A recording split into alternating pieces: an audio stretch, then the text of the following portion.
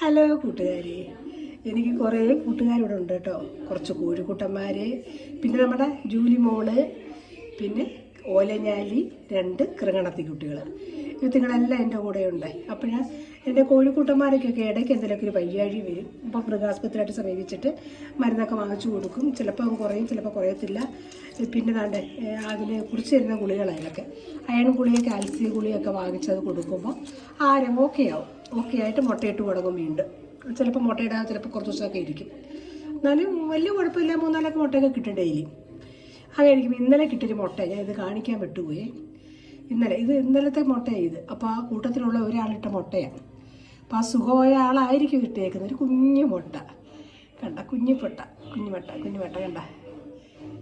കണ്ട ഇത്രയുള്ളൊരു കുഞ്ഞു മുട്ട എൻ്റെ കോഴിക്കുട്ടിന് നല്ല ഇട്ട് തന്നെ. ഏത് കോഴി ആ സുഖമില്ലാത്ത കോഴി സുഖമായിട്ട് ഇട്ടതായിരിക്കണം.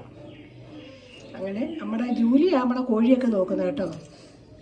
ഞാൻ അവിടെയൊക്കെ പോകുമ്പോൾ മുളയെ നോക്കിക്കോളെന്ന് പറഞ്ഞാൽ നല്ല ശ്രദ്ധയോടെ നോക്കിക്കോളും. പിന്നെ അവൾക്ക് മുട്ട 2-3 ദിവസം കൂടുമ്പോൾ വരെ മുട്ടയൊക്കെ കൊടുക്കും. പുഴുങ്ങിയൊക്കെ കൊടുത്ത് അവളങ്ങ് സ്മാർട്ടായിട്ട് കഴിച്ചോളും. അങ്ങനെ നമ്മുടെ ഒരു കോഴിക്കുട്ടിലിട്ട മുട്ടയത് കണ്ട, ഒരു കുഞ്ഞു മുട്ട.